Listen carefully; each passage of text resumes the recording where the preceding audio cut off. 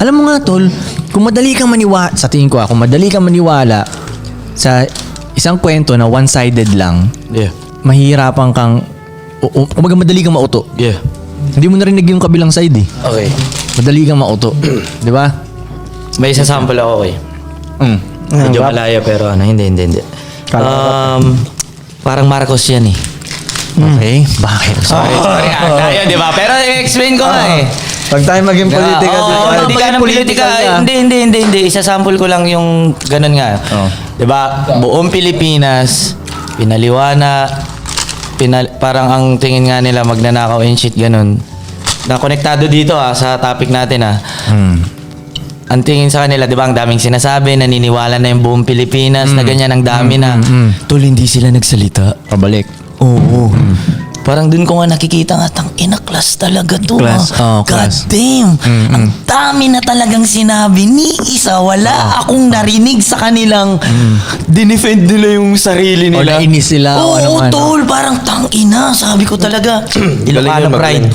Class act. Tol, may nakita akong ganung article eh. Parang sa ibang bansa yun eh. Parang ito ang most class family in the Philippines. O, ganun. Oo, may nakita akong ganung article. Yun nga, ganun yung point nun eh.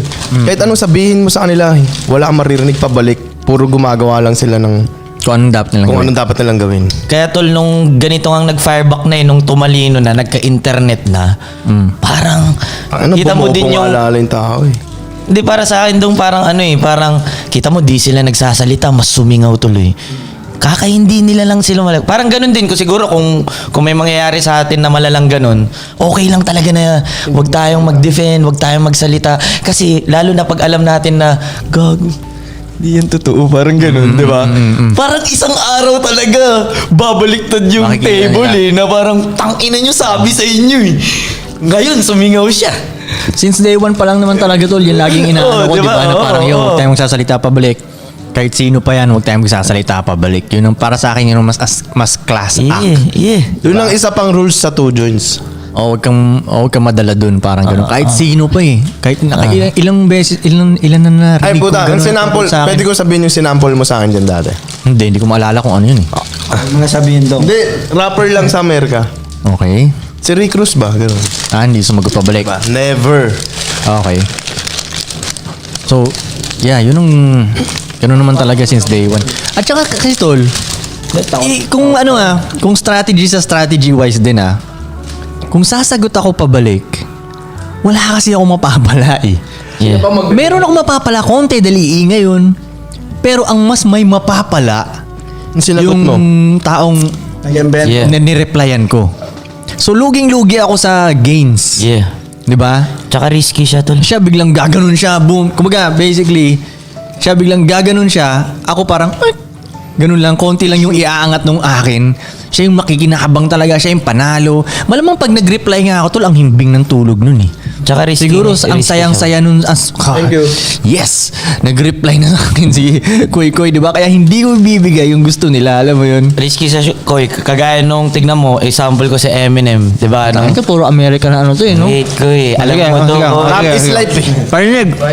Nung si Eminem, di ba, battle rapper siya, dami niyang kinakalaban sa rap, ganyan.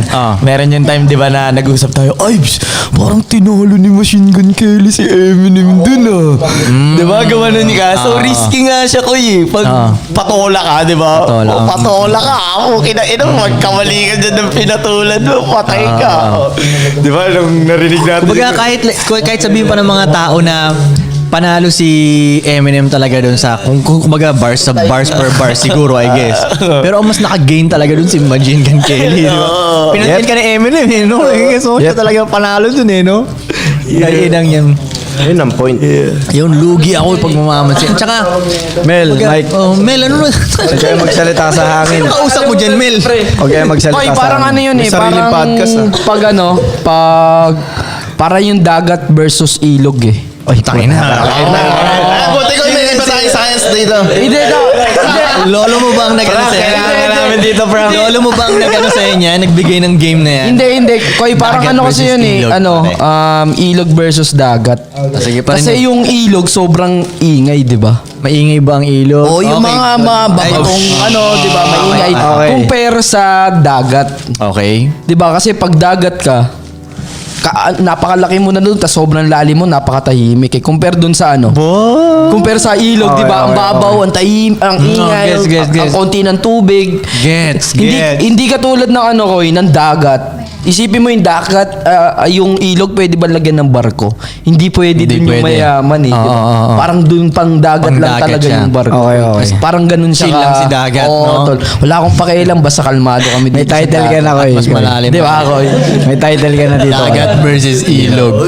Bars ni Memel. Sino kaya ermitanyong nagsabi sa'yo nun, Mel? Pero may... Ha? May Tama, point tama, yan, may Mel. point. May May point. point Gusto ko yung lahat, point may mo point. yun. May point yun.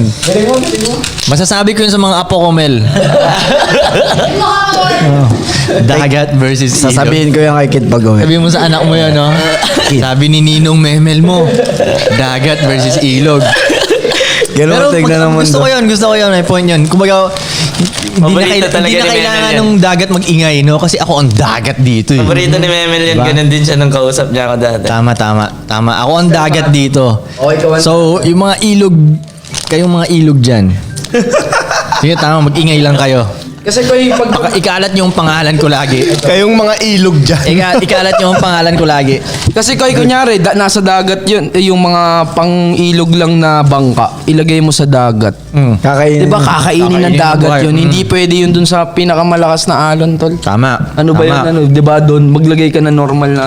Kainin nyo ng shark. Tama.